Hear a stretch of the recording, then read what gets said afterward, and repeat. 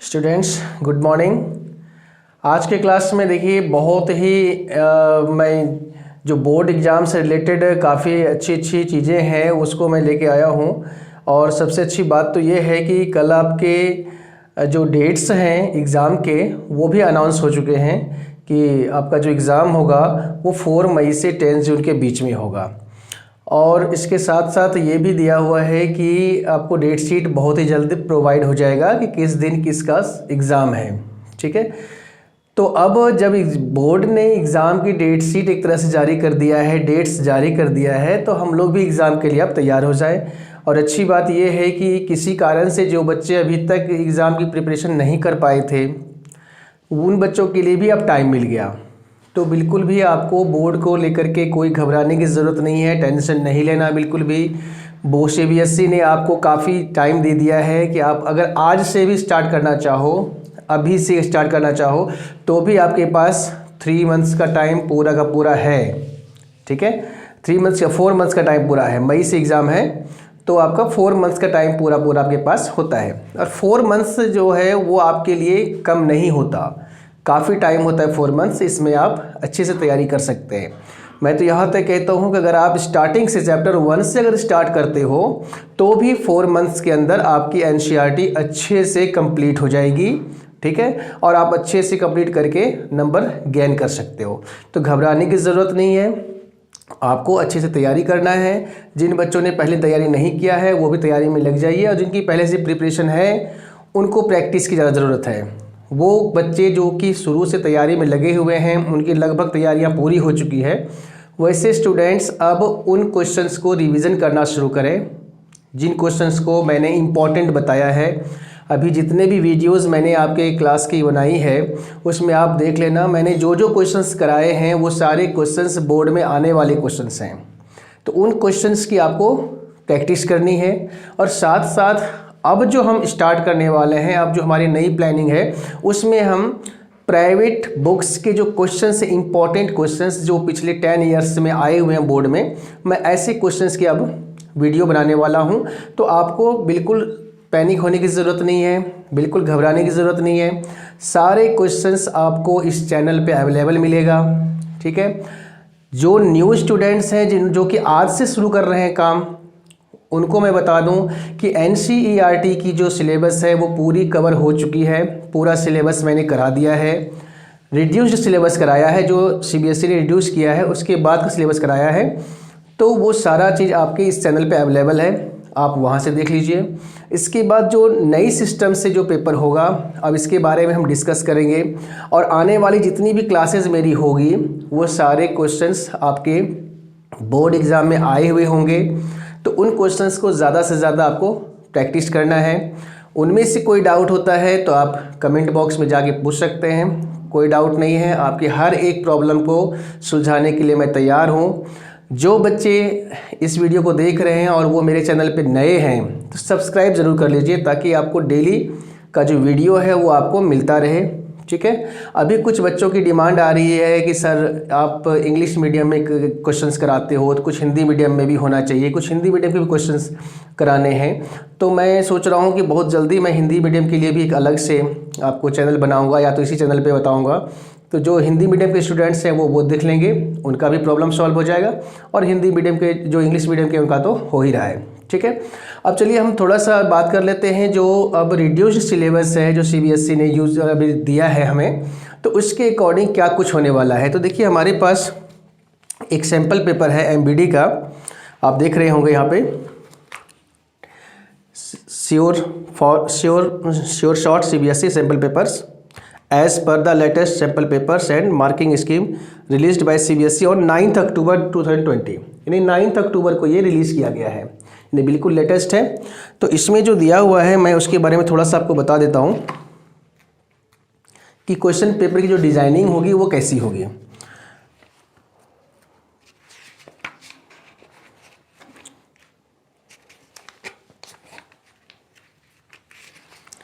इसमें देखिए this question paper contains 2 parts A and B. अब क्वेश्चन पेपर में 2 पार्ट होंगे, पार्ट ए पार्ट बी।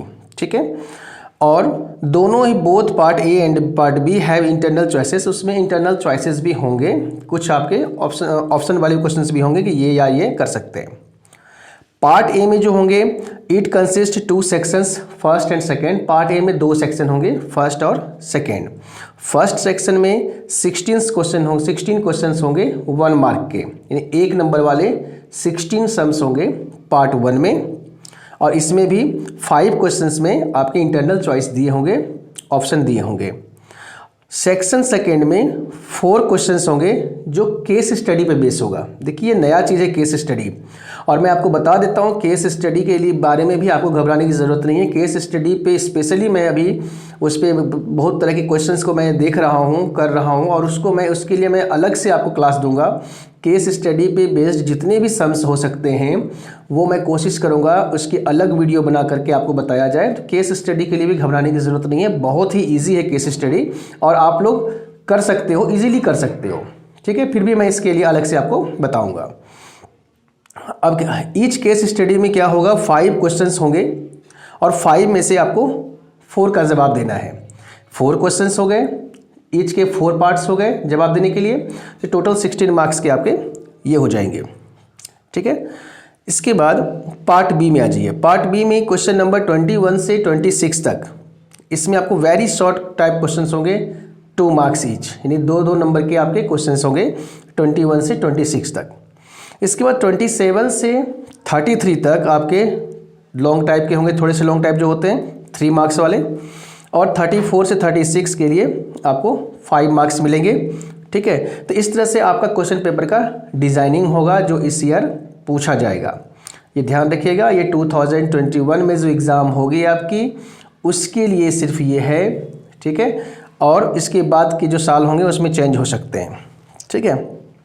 अब देखिए इसमें क्वेश्चंस आप देख रहे होंगे, जैसे हम आपको पार्ट 1 दिखाना चाह रहे होंगे। देखिए पार्ट 1 में इसमें क्वेश्चंस गिवन है, ऑप्शन भी है, इंटरनल चॉइस, और इसके मार्किंग स्कीम भी साथ साथ में है। देखिए मैं बार बार बच्चों को बोलता हूँ कि मार्किंग स्कीम के अकॉर्डिंग पेपर चेक होते हैं। आप लोग सोचते हैं कि चलो किसी तरह से कर दो, आंसर पूरा हो गया, हम भी खुश हो गए, नंबर तो आने ही हैं, लेकिन नहीं, ऐसा नहीं होता। बोर्ड में जो पेपर चेकिंग होती है उसमें स्टेप वाइज चेकिंग होती है, तो जो जो स्टेप्स ज़रूरी हैं वो आपको लिखने हैं, उससे कम नहीं होना चाहिए। अगर उस स्टेप से आपने 1-2 स्टेप ज़्यादा लिख दिया है तो कोई प्रॉब्लम नहीं है, लेकिन कम नहीं होना चाहिए। कम होगा तो उस स्टेप के मार्क आपके कट हो जाएंगे। तो पेपर में आपको ऑलवेज हमेशा ध्यान रखिएगा, स्टेप वाइज चेकिंग होती है, तो कोई भी स्टेप ना छूटे। आप देख रहे हैं इधर क्वेश्चंस हैं, ये 4 नंबर है, इतना सा काम करेंगे तो आपको हाफ नंबर मिलेगा, दिख रहा होगा आपको, और यहाँ तक करेंगे तो फिर हाफ नंबर मिलेगा, यानी कि सारे दोनों 1 नंबर का है तो हाफ हाफ यहाँ पे मिलेगा। तो इस तरह से इसके स्टेप्स के मार्क्स होते हैं। आप बड़े क्वेश्चंस में अगर देखेंगे, मैं थोड़ा बड़े क्वेश्चंस को दिखा देता हूँ आपको।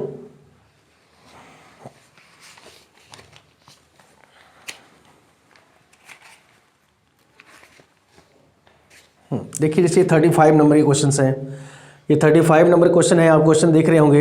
इसमें देखिए इतना पार्ट करेंगे तो 1 मार्क मिलेगा, इतना पार्ट करेंगे तो 1 मार्क मिलेगा, ये पार्ट करेंगे ये 1 मार्क मिलेगा, ये पार्ट हो जाएगा तो 1 मार्क, और लास्ट पार्ट में यहाँ तक 1 मार्क है।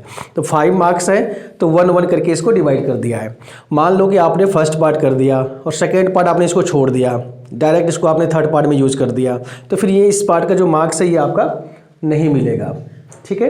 तो कोई भी पार्ट नहीं छोड़ना है, जो पार्ट है वो आपके क्वेश्चन के सॉल्यूशन में होना चाहिए। 1-2 पार्ट आप ज़्यादा कर दें कोई दिक्कत नहीं है, कम नहीं होना चाहिए, ठीक है। ये मैं आपको क्लासेस में बताऊंगा।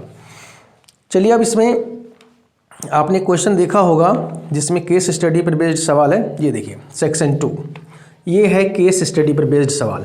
इस तरह के क्वेश्चंस आएंगे केस स्टडी पे बेस्ड, और ये कुछ नहीं है, आप जब इसको देखोगे ग्राफ के अकॉर्डिंग या फिर हाइट एंड डिस्टेंस का अगर है, एप्लीकेशन ऑफ ट्रिग्नोमेट्री का है, जैसे उसमें टावर होती है, एंगल फाइंड करना होता है, तो उस तरह से ही क्वेश्चंस होते हैं। बस उसमें क्या होता है कि हमें स्टेटमेंट में उसको देखना होता है, फिगर जो है फिगर किस तरह का है, पूछा क्या गया है, तो इस तरह से हमें इसको समझ करके करना होता है। बहुत ईजी है, मैं आपको करा दूंगा, इसके लिए अलग से मैं क्लास लूँगा। तो चलिए ये चीज़ थी, अब क्वेश्चन पेपर की डिज़ाइनिंग की बात हो गई और डेट्स की बात हो गई। अब जैसे डेट शीट आती है मैं आपको अपने चैनल पे पहले भेज दूंगा, ठीक है। तो आप लोग जुड़े रहिए इसी तरह से। कोई प्रॉब्लम अगर आपको आए तो आप पूछ सकते हैं। किसी भी तरह के जो न्यू सिस्टम है इसके अकॉर्डिंग कोई दिक्कत आती है तो मैं आपको बता दूंगा, ठीक है। अब हम स्टार्ट करने वाले हैं आज से सैम्पल पेपर, जिसमें कि हम सेक्शन डी से स्टार्ट करें, क्योंकि सेक्शन डी में ज़्यादा मार्क्स होते हैं। इस बार तो 5 मार्क्स के हैं, ठीक है। तो 5 मार्क्स के क्वेश्चंस आप ज़्यादा करिए, और जो आपके एनसीईआरटी में क्वेश्चंस हैं वो भी सेक्शन डी के ही ज़्यादातर क्वेश्चंस होते हैं, 4-5 मार्क्स के। वैसे 5 मार्क्स के क्वेश्चन तो फर्स्ट टाइम आया है, पिछले साल तक तो 4 मार्क्स के ही क्वेश्चन थे, ठीक है। तो चलिए स्टार्ट करते हैं अब हम सेक्शन डी से। अब देखिए क्वेश्चन है एक, आप देख रहे होंगे यहाँ पे, ये क्वेश्चन है the 2 palm trees are equal heights and are standing opposite each other on either side of a river which is 80 metre wide। चलिए एक फिगर बनाते हैं पहले, या क्वेश्चन लिख देते हैं आपको। यहाँ लिख दीजिए आप सेक्शन 5th, सेक्शन 5 है जो कि 5 मार्क्स के हैं। इसका क्वेश्चन है the 2 palm trees are, the 2 palm trees are of equal heights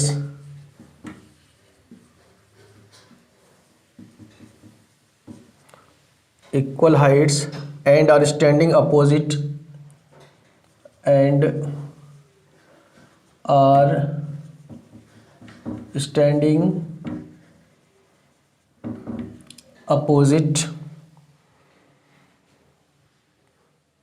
each other on either side of the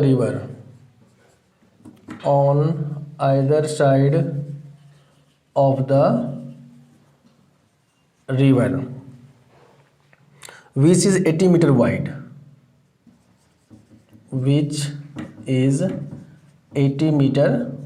river की विड्थ गिवन है 80 metre. From a point O between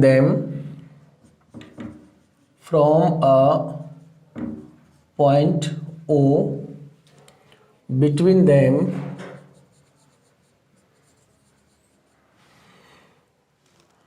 on the river,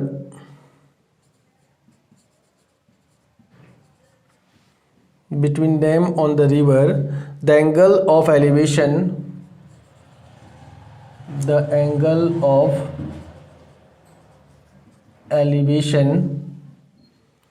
of the top of the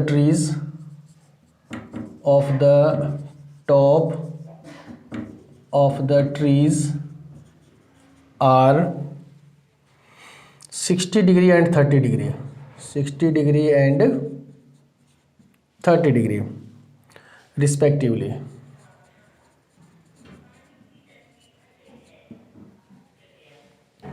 Find the height of the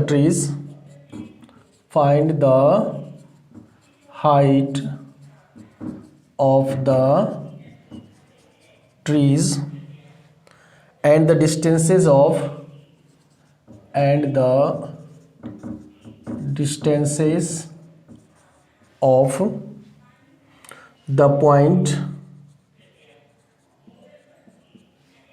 point O from the trees।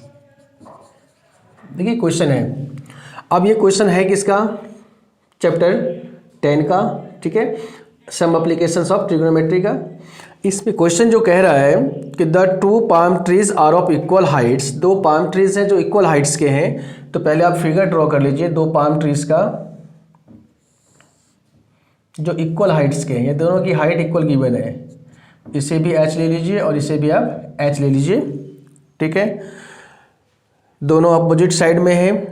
80 metre wide दे रखी है, यानी कि इसकी जो width है पूरी रिवर की वो दे रखी है 80 मीटर की, ठीक है। अब बीच में कहीं भी एक पॉइंट है, मान लीजिए यहाँ पे एक पॉइंट है O, यहाँ से दोनों का एंगल आपका अलग बन रहा है। एक एंगल बन रहा है आपका 60 का, एक 30 का। तो जो पास में वो बड़ा बनेगा, ये 60 का बन रहा है और ये 30 का बन रहा है, ये 90 डिग्री का एंगल हो जाएगा, ठीक है। अब आपको निकालना है height of trees and distance of the point O from each trees, यानी कि अब आपके यहाँ से हम अगर नेमिंग कर दें तो ए बी सी डी, यानी कि हमें ए बी और सी डी जो ट्रीज़ हैं, पाम ट्रीज़ हैं, इसकी हाइट भी निकालना है और इसके बाद हमें ओ पॉइंट की डिस्टेंस निकालना है बी से भी और डी से भी, यानी बी ओ और डी ओ भी फाइंड करना है। ठीक है, पूरी जो इसकी हाइट, पूरी जो इसकी विड्थ दे रखी है रिवर की, वो 80 मीटर गिवन है। ठीक है ना। अब सिंपल काम करना है हमें, इसमें ज़्यादा नहीं करना है कुछ। पहले तो क्वेश्चन के बारे में आप लिख दीजिए सॉल्यूशन। इसमें लिखिए let A B and C D are two palm trees of equal height H metre. H metre इसकी हमने हाइट लेट कर लिया। ठीक है, that makes 60 degree at O and 30 degree, इसको थोड़ा सा चेंज कर देता हूँ मैं, इसको लिख दीजिए मीटर। इसके बाद angle in which angle A O B equal to 60 degree and angle C O D equal to 30 degree, ये आपका एंगल बन रहा है। And width of the river, width of the river हो जाएगी 80 मीटर। ठीक है, अब देखिए दोनों ट्रायंगल में हम क्या करेंगे, ज़्यादा कुछ नहीं करना है इसमें, बहुत ही सिंपल वे है इसका, उस वे से करना है आपको। सिंपल में आप in triangle A B O में जाइए, in triangle A B O, और यहाँ पे आ जाएगी tan 60 degree equal to A B upon B O. tan 60 हो गया √3, ए बी हो गया h और बी ओ आपका फाइंड हो गया, बी ओ की वैल्यू आ गई h अपॉन √3। ठीक है, दूसरे में फिर आप निकाल लीजिए in triangle C D O, in triangle C D O, यहाँ पे tan 30 डिग्री का यूज़ करना है, तो ये आ जाएगा C D upon O D. tan 30 होती है 1 अपॉन √3, सी डी हो गया h और ओ डी, यहाँ से ओ डी की वैल्यू आ जाएगी आपकी √3h। अब देखिए बी ओ की वैल्यू आ गई है, ओ डी की वैल्यू आ गई है, दोनों की वैल्यू हमें मिल चुकी है। हमें बी डी की वैल्यू भी गिवन है, तो अब यहाँ पे हम निकाल लेते हैं B D equal to B O plus O D. B O आपके पास है h अपॉन √3, ओ डी है आपका √3h और बी डी है आपका 80। तो देखिए यहाँ से आपका इजीली h की वैल्यू आ जाएगी। एलसीएम ले लीजिए यहाँ पे √3, ये आ जाएगा h प्लस √3 इंटू √3 3h, फिर हो जाएगा 80 इक्वल टू 4h अपॉन √3, 4 से कैंसिल हो जाएगा 20 बार में, तो h की वैल्यू आ गई 20√3। जो h आपकी पाम ट्रीज की हाइट थी वो आ गया 20√3 मीटर। यहाँ भी छोड़ सकते हैं, और अगर डेसिमल में लेना है तो डेसिमल में भी आप √3 की वैल्यू पुट करके कर सकते हैं। ठीक है, यहाँ तक तो आपका था। So height of palm tree equal to 20√3 metre, एक आंसर तो ये हो गया। अब आपको ओ पॉइंट की डिस्टेंस भी निकालनी है दोनों ट्री से, तो बी ओ और ओ डी भी निकालनी है। इसके लिए क्या करेंगे,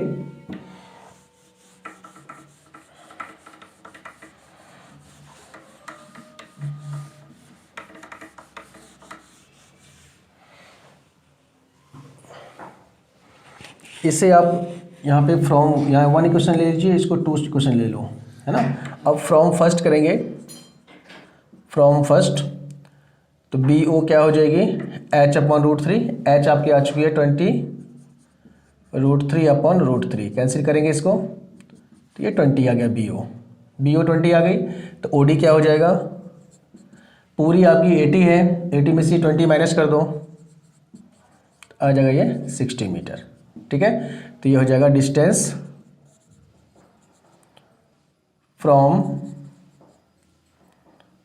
first tree to distance from first tree to O equal to 20 metre, ये भी आंसर आ गया। और distance from second tree to O equal to 60 metre. ठीक है, तो ये डिस्टेंस भी आ गई और आपका जो हाइट था पाम ट्रीज का वो भी आ गया। तो बहुत ही इजीली वे में इसमें आ गया। इसमें क्वेश्चन जो बुक में दिया होता है इसमें बहुत सारे लेट किए होते हैं, एक्स लेट करो, 80 माइनस एक्स करो, कोई ज़रूरत नहीं है। सिंपल वे में इस ट्रायंगल में ये बेस निकालो, इस ट्रायंगल से ये बेस निकालो, दोनों को ऐड कर दो, सिंपल आंसर आ गया। ठीक है, कुछ भी ज़्यादा लेट करने की ज़रूरत नहीं है। तो इस तरह से क्वेश्चन आपके बहुत ही ईजी वे में हो जाएंगे। ठीक है, और कोई भी इसमें डाउट होती है तो आप ज़रूर मेरे से पूछिए, और अगर चैनल को सब्सक्राइब नहीं किया सब्सक्राइब कर दीजिए, और ज़्यादा से ज़्यादा फ्रेंड्स के बीच में इसको शेयर करना है ताकि हम ज़्यादा से ज़्यादा बच्चों तक अपनी जो क्लासेस की जो प्रॉब्लम्स हैं बच्चों की, या जो भी हमारी टेक्निक है बताने की, वो ज़्यादा से ज़्यादा बच्चों तक पहुंच सके और इजीली वो समझ सके।